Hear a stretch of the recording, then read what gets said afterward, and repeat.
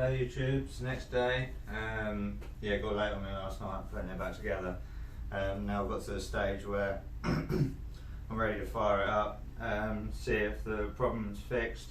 I haven't yet done so. So this is the first time it'll be run since it's taken apart, so we'll see together whether it's fixed it or not. And then it's just a case of putting it back together. We're done if everything's all good, and I'm going to try and figure out a way of getting my little motocross camera onto my helmet or my bike or myself, and I'll take you for a little ride. So we'll see how we go. Key. That's just luck. Might need some fuel on. Prime a little bit. Choke on. Out of gear.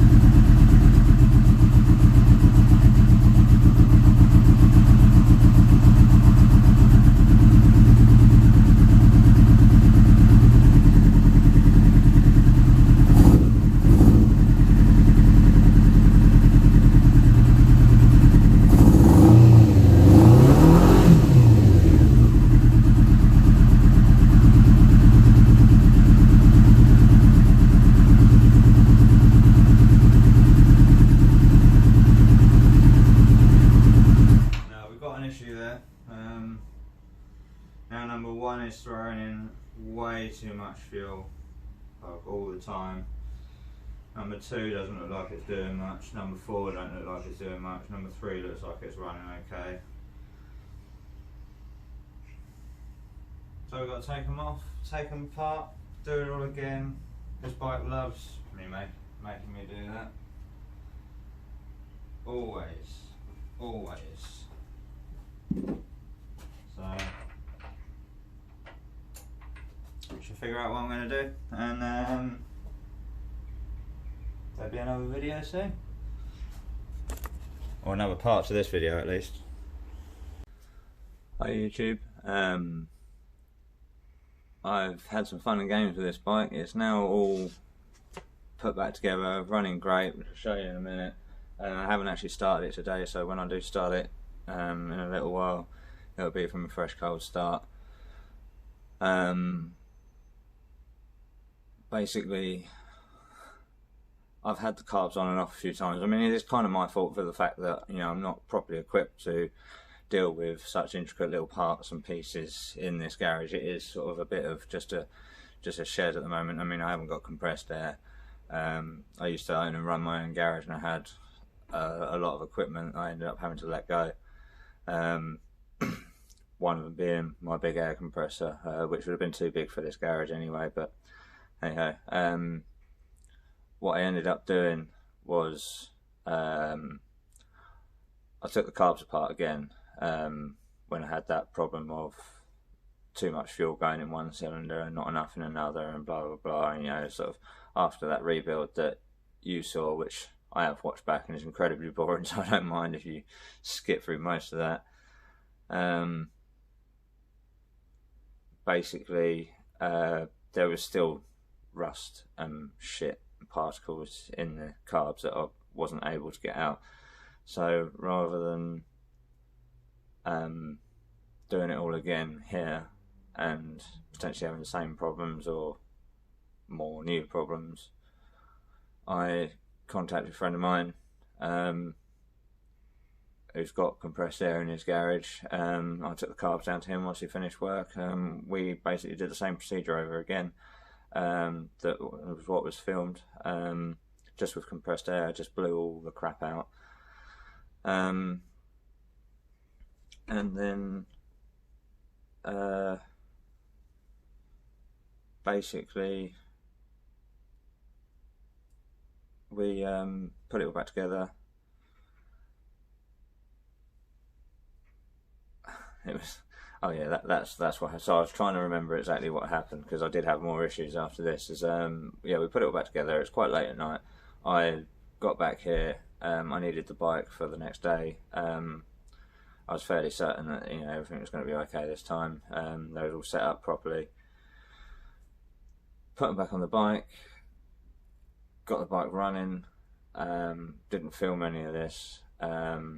Just as well I didn't, because I did have a bit of a bitch fit, because I started it up, and yeah, the bike run great.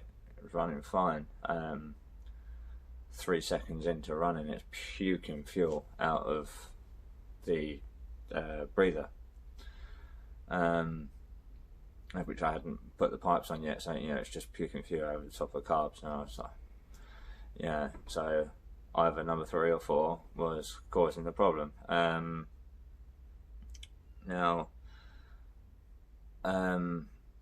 lucky dip, I took the carbs back off again. I'd only done minimal things to actually put them on. So back off again, and with them hanging out the side of the bike, I just took the number 4 float bowl off, and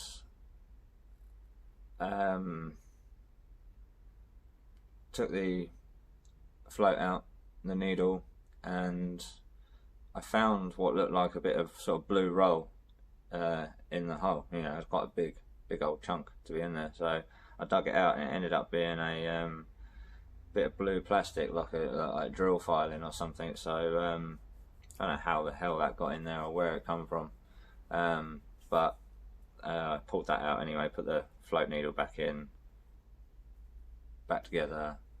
Sweet, lovely, fixed. Bolted it back up. Went to put the tank down. Well, that's not fitting very well. What's going on here? Ended up finding out. Sorry, pardon me. Ended up finding out. Once I'd done up the Jubilee clips for to actually attach the carbs, as I'd done them up tight, the carbs had actually risen up out of the holes. So obviously the airbox was mounted high, so then the fuel tank didn't want to sit down. So again, another quite late night little bitch fit. Sat down for 5 minutes, went, no, I've got to get this sort of back together tonight. So did it all again. Took it all apart again, sat the carbs down properly, made sure they actually sat down as I tightened them up, airbox back on, fuel tank, blah blah blah, all as well. I did say I was going to get my motocross camera onto my bike on my helmet somewhere. Unfortunately, in the theft, my motocross helmet was stolen as well, which did have the attachment for the camera, so I would have just worn my motocross helmet and gone for a ride, but I can't do that, and I can't attach the camera. I found I did attach it to my mirror, but it points the other way, and I can't get it to be right. So I will get some on-bike footage at some point when I manage to get a camera sorted out. It's filthy. I've been riding it lately. It's been faultless. It's been riding lovely. I'm going to take you around the bike. I've also got a couple of extra bits. I've got a new foot peg now. I've got a lock set to replace my Torx bit key. I've got a fuel filter on the way, and yeah, an aftermarket reusable one. I've got a new fuel tap, petcock, whatever you want to call it. I think that's it. Is that it? That's what's here so far. Well, no, I haven't got the fuel filter so far. I've got the lock set, foot peg, and fuel tap. Yeah, so I'm waiting on a fuel filter, waiting on some rear pads, finally. Can't remember what else I got for it. But anyway, yeah, so I'm going to walk you around the bike, show you how filthy it is. So do a bit of a before and after. I'll start it up.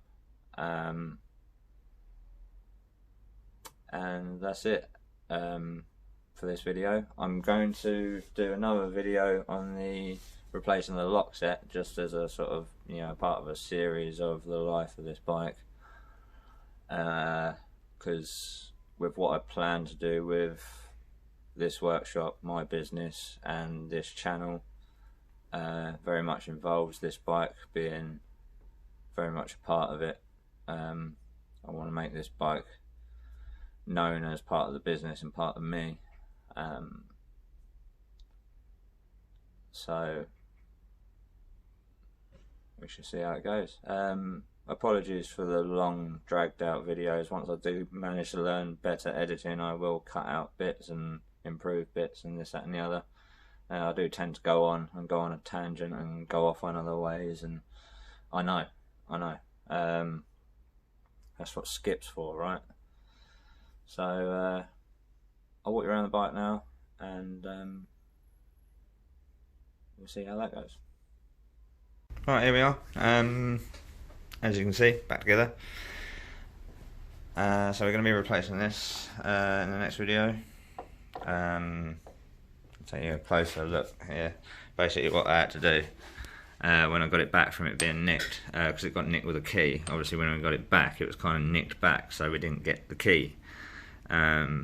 So me and a friend, same friend that helped me with the carbs, we tried drilling this out, but there's this bit here on the lock. That first bit is a sort of hardened steel free spinning plate, so we couldn't, despite best attempts and really good drill bits and this, that and the other, we couldn't get through this. So I had to come in with a specifically sized angle grinder blade that had to chew down on the concrete, cover all this in rags, and actually get my angle grinder in here and very carefully just trim the top off of this, which allowed us to get that hardened steel ring out. And then once there, it was just aluminium and brass pins and stuff, and we just literally ate through it with whichever drill bit we managed to do, and it didn't actually release and work until we stuffed 14mm drill bit down there. You can see that chunk of mess down there is actually the bit that turns, and I've hammered a T50 no, T55 Torx bit in there It's just got enough bite to just flick the ignition on. So, you know, it's not great. Then I take that out, put it in my pocket. Obviously you don't really want that in your pocket. If you land on that in an accident the right way around, that's going in. So you don't really want that. So I've got a new lock set, complete, shadows in the way again, complete lock set. So I'm going to have fun with fitting that. Also, I'll just show you these parts quickly.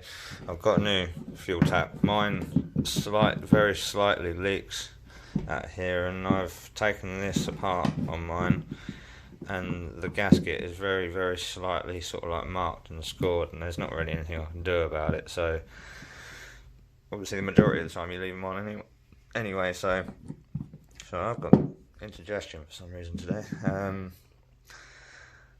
So that's that, and on mine these two bits here are completely missing, so you know they sort of end here, so any rust that is floating around in the tank is just able to just go straight in, and my filter must be shot to shit because the amount of rust that I've pulled out of the carbs is just unreal. Foot peg, it's alright, bit manky, so I'm going to clean that up before I chuck it on. Won't do that in a video, there's no point. It's a foot peg, it's one bolt. Take a rear set off, 2 bolts, you know. It's very mucky at the moment, so I'm going to give it a good clean up. As you can see, she's gross. All this back end's torn and ripped and knackered anyway, but you know, you've got to keep it sort of slightly clean. My bolt foot peg is holding out, doesn't appear to be bent. It kind of looks like it in the video, in the shot there, but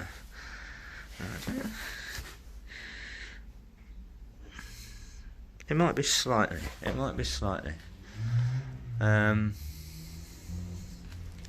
Yeah, so that's it. I'm gonna give her a fire up for you now. So this is dead cold. So we need a choke. Why did I do that? Just scared the shit out of myself. Okay.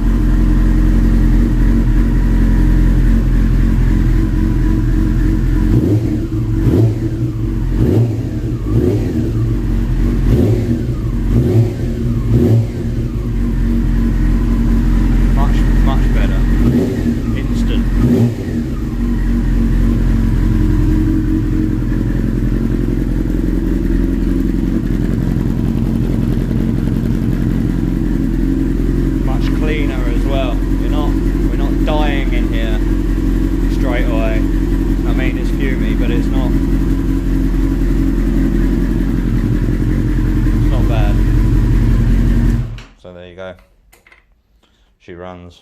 I can't believe I did that with a horn. I've never done that before. It's just typical. It's on video that I'm going to upload to YouTube that I go and do something like that. But that's it. Next video I'm going to do is, like I say, the lock set, because there are tamper-proof screws in here, bolts under here, so I've got to work out a way of getting them out, so it might be fairly interesting video, I don't know, I guess. Just to replace the whole lock set. I've got a snapped off Allen key head in this bolt here as well, so that should be quite fun to remove. And that's it.